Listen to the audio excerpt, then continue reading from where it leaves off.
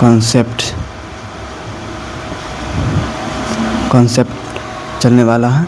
तो सबसे पहले वास्तविक संख्या में सबसे बेसिक से जानते हैं प्राकृतिक संख्या से। तो सबसे पहले स्टार दे के प्राकृतिक संख्या के बारे में जानते हैं। प्राकृतिक संख्या,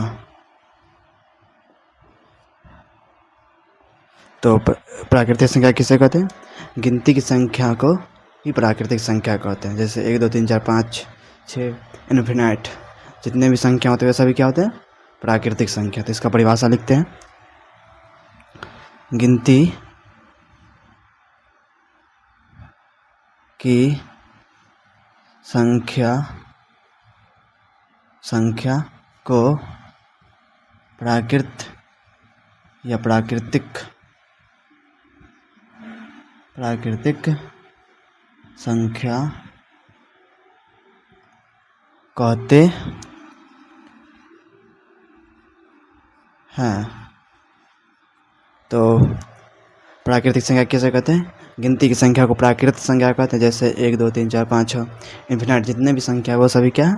प्राकृतिक संख्या। तो एग्जाम्पल यानी जैसे 1 2 3 4 ... etc अनंत। तो प्राकृतिक संख्या हो गया। प्राकृतिक संख्या के बाद पूर्ण संख्या। तो अगला हेडिंग देंगे पूर्ण संख्या। पूर्ण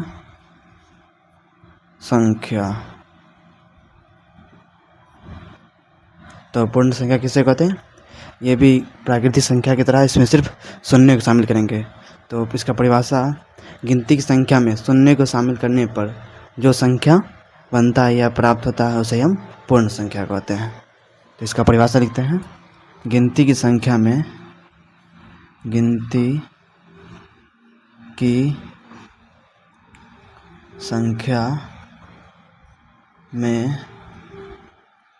शून्य को शामिल करने से बना संख्या पूर्ण संख्या कहलाता है। तो पूर्ण संख्या किसे कहते हैं? गिनती की संख्या में शून्य को शामिल करने पर जो संख्या बनता है या प्राप्त होता है उसे हम पूर्ण संख्या कहते हैं। एग्जाम्पल जैसे पहले क्या बोलता परिभाषा? गिनती की संख्या में शून्य को शामिल करने से बना संख्या। तो गिनती की संख्या 1 2 3 ... etc इसमें क्या शामिल करना है? शून्य को शामिल करना है, तो 0। तो ये क्या हो जाएगा? पूर्ण संख्या। अगला पूर्णांक संख्या। समझ गए होंगे ये? अगला पूर्णांक संख्या।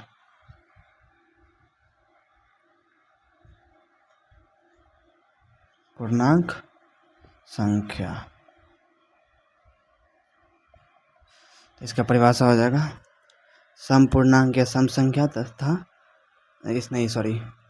धनात्मक पूर्णांक तथा ऋणात्मक पूर्णांक के समूह को पूर्णांक संख्या कहते हैं। यानी धनात्मक संख्या और ऋणात्मक संख्या दोनों इस संख्या एक लाइन में या एक वर्ड में एक वाक्य में शामिल हो तो उसे हम पूर्णांक संख्या। तो चलिए इसका परिभाषा लिखते हैं।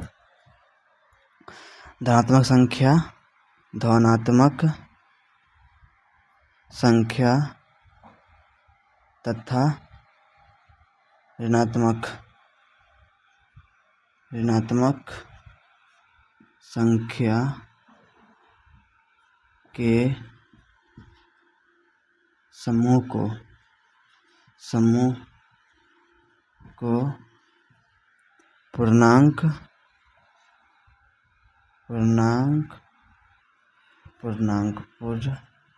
को पूर्णांक संख्या कहते हैं। इसका परिभाषा हो जाएगा धनात्मक संख्या तथा ऋणात्मक संख्या के समूह को पूर्णांक संख्या कहते हैं।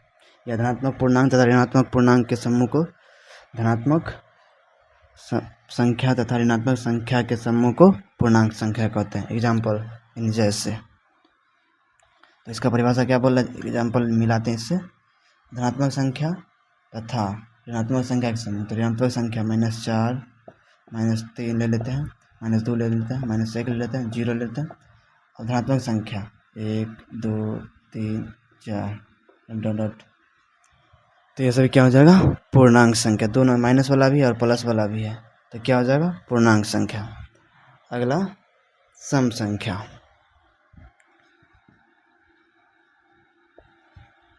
सम संख्या, सम संख्या किसे कहते हैं, जिस संख्या, तो चलिए इसका परिभाषा लिखते हैं। जिस संख्या में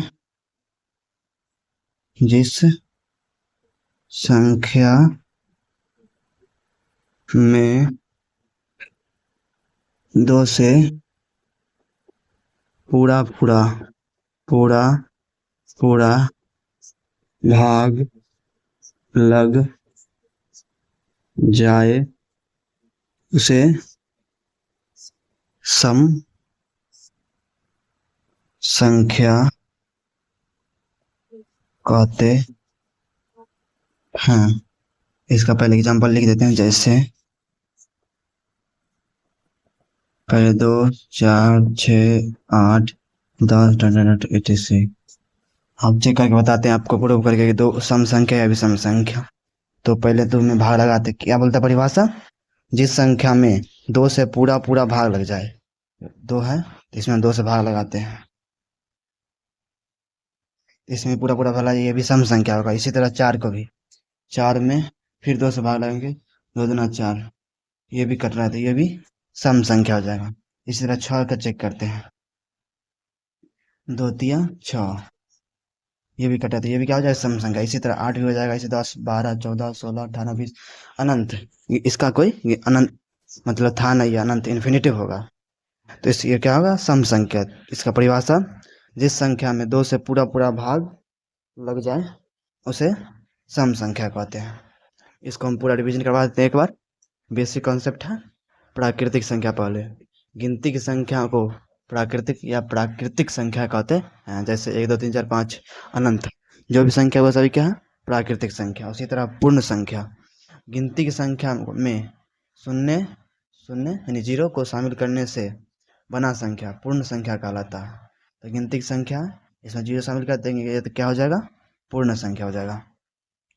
इसी तरह पूर्णांक संख्या, धनात्मक संख्या बोलो या धनात्मक पूर्णांक बोलो, तथा ऋणात्मक संख्या बोलो या ऋणात्मक पूर्णांक बोलो के समूह को पूर्णांक संख्या कहते हैं। जैसे इस पूर्णांक संख्या में होता क्या है कि माइनस वाला भी रहेगा साथ में और प्लस वाला भी रहेगा, तो वो क्या हो जाएगा, पूर्णांक संख्या। उसी तरह -4 -2, अपना मन से कुछ भी उल्टा सीधा करके एग्जाम्पल हो जाएगा। -4 -3 -2 -1 0, उसके बाद 1 2 3 4 5 अनंत। इस तरह ईश्वरी -5 -6, कोई था नहीं, अनंत जाते रहेगा। उसका सम संख्या, जिस संख्या में 2 से पूरा भाग लग जाए उसे सम संख्या कहते हैं। 2 में 6 में भाग लग रहा है, 4 में भी लगेगा, 2 में लगेगा, 8 में लगेगा, 10 में लगेगा, 12। इसी तरह 2 के 12 जितना भी आएगा वो सब सम संख्या हो जाएगा। ये समझ गए होंगे, इसको मिटा देते हैं।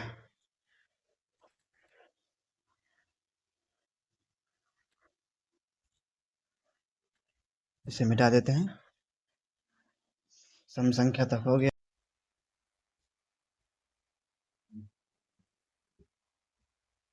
तो चलिए सर, लेट हो गया, हम इसको रिविजन कर देते हैं। सम संख्या, जिस संख्या में 2 से पूरा भाग न लगे उसे सम संख्या कहते हैं, यानी सम संख्या का विपरीत है। कैसे,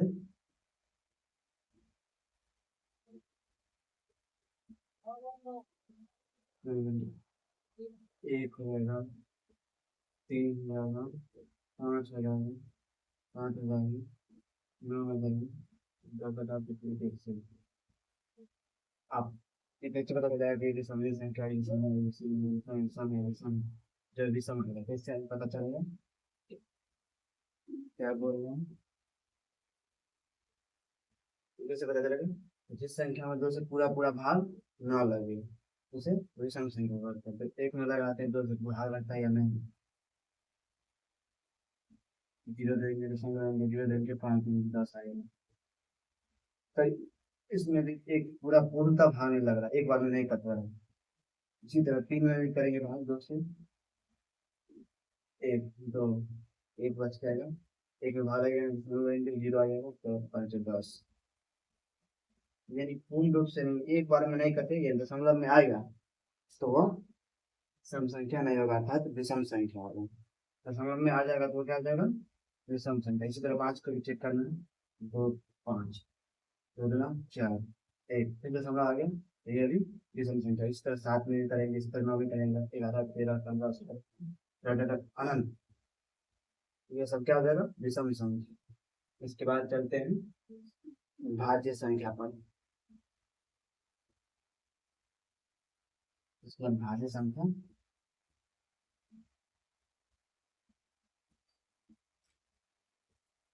अगला हेडिंग देंगे भाज्य संख्या। भाज्य संख्या, तो भाज्य संख्या का परिभाषा क्या हो जाएगा? जिस संख्या में खुद से भाग लगे, एक से भाग लगे और किसी अन्य संख्या से भी भाग लगे तो वह भाज्य संख्या होगा। तो चलिए इसका परिभाषा लिखते हैं। जिस संख्या में जिस संख्या में जिस संख्या में स्वयं से भाग लगे, स्वयं से भाग लगे लगे एक से भाग लगे तथा तथा किसी अन्य संख्या से भी भाग लगे उसे भाज्य संख्या कहते हैं। तो भाज्य संख्या कैसे कहते हैं? जिस संख्या में स्वयं से भाग लगे, एक से भाग लगेगा तथा किसी अन्य संख्या, तीसरे अन्य संख्या से भी भाग लगे, ये चौथे बहुत सारे, तो वह भाज्य संख्या। लेकिन दो संख्या ज्यादा से भाग लग जाए, स्वयं से, एक से और किसी अन्य संख्या से, तो वह भाज्य संख्या होता है। जैसे एग्जाम्पल, जैसे मान लीजिए एक दशमलव संख्या है, दो, क्योंकि एक में एक से ही भाग लगेगा, दो में एक से भाग लगेगा, दो से भाग होगा। इसमें क्या बोल रहा हूँ? जिस संख्या में स्वयं से भाग लगे, स्वयं से भाग लग रहा है, एक से भाग लग रहा है तथा किसी अन्य संख्या से भी भाग है, किसी अन्य से भी भाग होगा, तो ये सब नहीं होगा भाज्य संख्या। इसी तरह 3 को चेक करते हैं, एक से भाग लगेगा, 3 से भाग लगेगा, दो ही संख्या से भाग लग रहा है, एक से लग रहा है और स्वयं से लग रहा है, तो ये भाज्य संख्या नहीं होगा। अब 4 को, 4 में एक से भाग लग जाएगा, दो से भी भाग लग जाएगा और स्वयं 4 से ही भाग लगेगा। इसका परिभाषा क्या है? जिस संख्या में स्वयं से भाग लगे, स्वयं से भाग लगे तब एक से भाग लगे, एक से भाग लग रहा है तथा किसी अन्य संख्या से भाग लगे, किसी अन्य संख्या दो से ही भाग लग रहा है, यह क्या आ जाएगा? भाज्य संख्या। इसलिए 4, उसके बाद 5, 5 को चेक करते हैं, एक से लग रहा है, स्वयं 5 से लग रहा है, तो ये भी भाज्य संख्या नहीं होगा। तो 6, 6 में एक से लगेगा, फिर 2 से लग जा रहा है, फिर 3 से भी लग जा रहा है, फिर स्वयं 6 से लग रहा है। इसका परिभाषा 6 चेक करते हैं। जिस संख्या में स्वयं से भाग लगे, तो स्वयं को 6 से लग रहा है, एक से भी लग रहा है तथा किसी अन्य संख्या 2 और 3 से भी लग रहा है, तो ये क्या हो जाएगा? भाज्य संख्या। इस तरह 7 नहीं होगा, फिर 8 हो जाएगा, फिर 9 भी हो जाएगा, फिर 10 भी हो जाएगा, फिर 12 हो जाएगा और तब 66, ये सब क्या हो जाएगा? भाज्य संख्या। इसको नीचे मिटा देते हैं।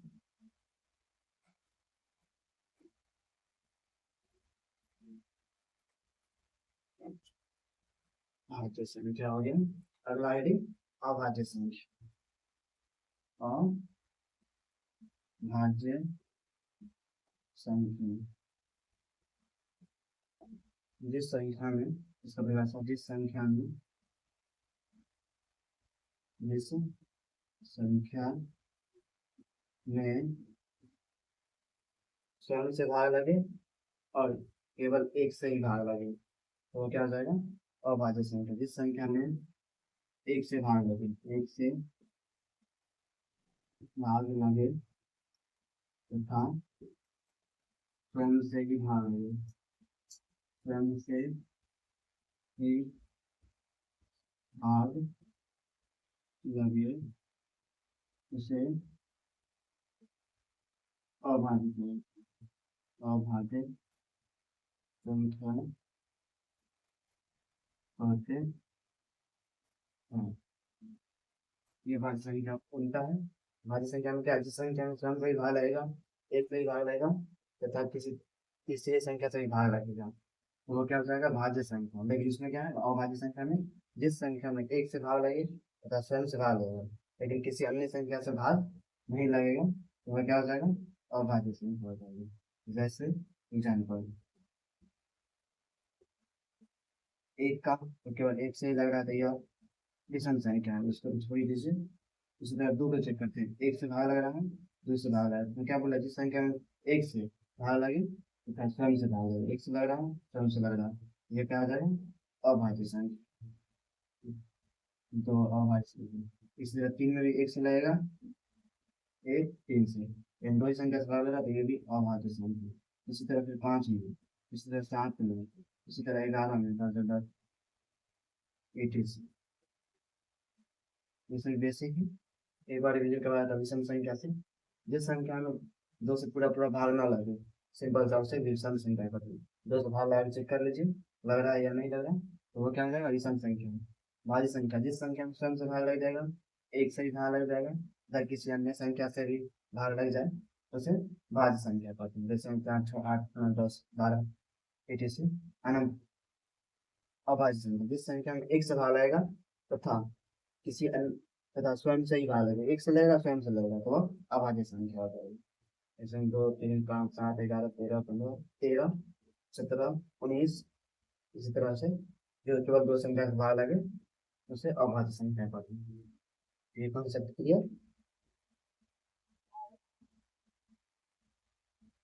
चलिए उसे मिटा देते हैं, आगे चलते हैं पढ़ने संख्या पर। ठीक है, इसका आप लोग स्क्रीनशॉट लेते चलिएगा किसी का सर।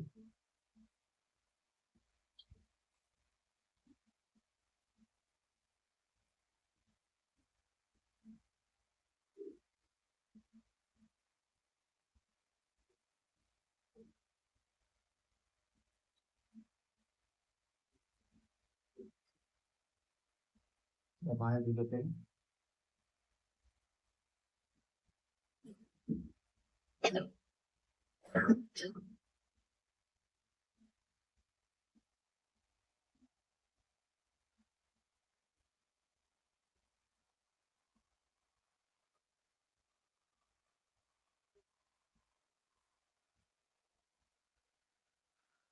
चलिए स्टार्ट करते हैं।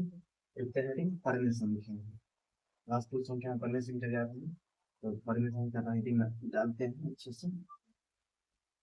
परिमित परिमित संख्या, परिमित संख्या। तो चलिए इस परिमित संख्या समझाते हैं।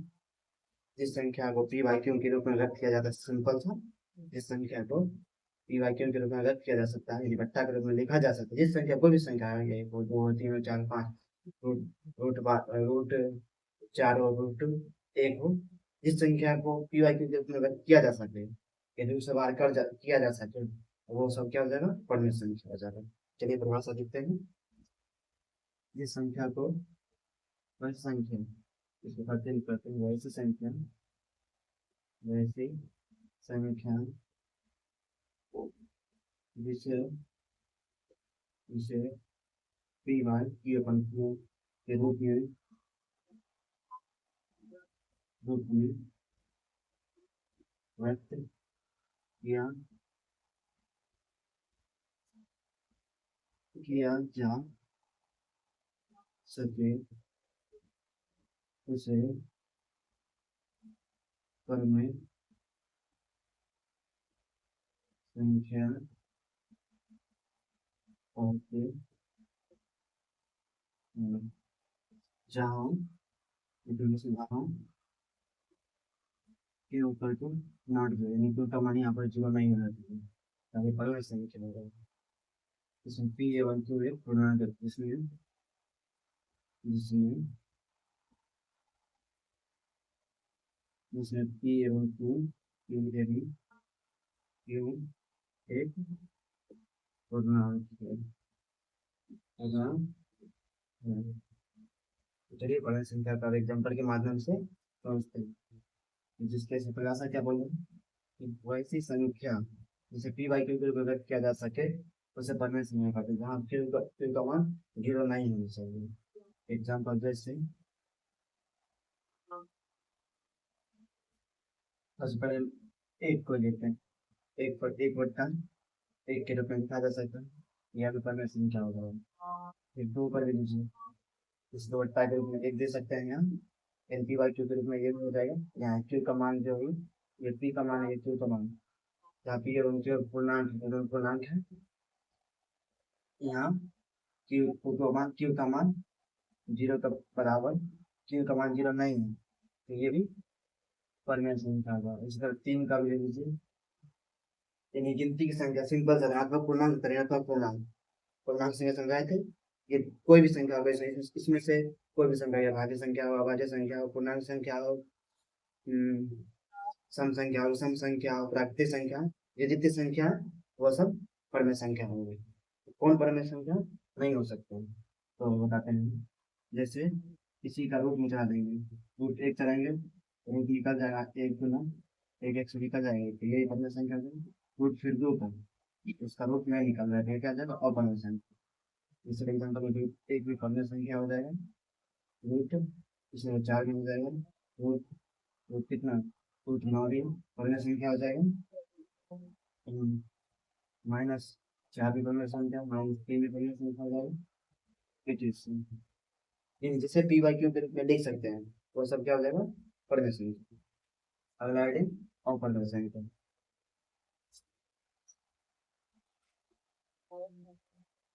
अगला अपरमेय संख्या ये उसको होता है और परमेय संख्या वैसे संख्या, इसको ऐसा लिखते हैं उल्टा ऐसे इसको परमेय वैसे संख्या वैसी संख्या जिसे पी अपॉन क्यू के रूप में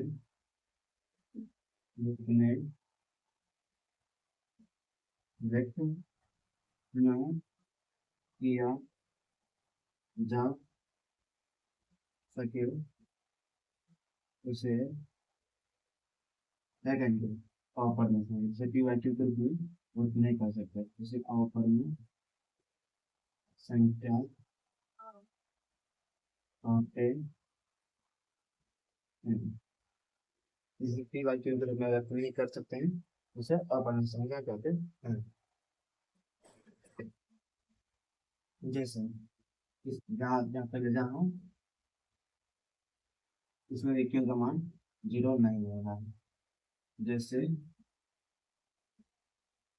मान लीजिए रूट दो, रूट चार, रूट पाँच। अब कैसे रूट अपन से रूट दो का कोई फैक्टर नहीं है, इसका रूट छः का भी कोई फैक्टर नहीं है, रूट पाँच का भी कोई फैक्टर नहीं है। इसमें हम लिख सकते हैं एक को एक गुना एक बार कर लेंगे, जो रूट पाँच का बार नहीं होगा इस तरह, रूट एक बार हो जाएगा, रूट एक अपरमेय परमेय संख्या है, जबकि रूट एक अपरमेय संख्या जिसे पी वाई क्यू को व्यक्त किया जा सकता है। तो सिंपल सा परमेय संख्या जिसे मैं कर सकता हूँ सब अपरमेय संख्या। इसमें जीरो भी लिख लीजिए क्योंकि जीरो बटा एक हो सकता है।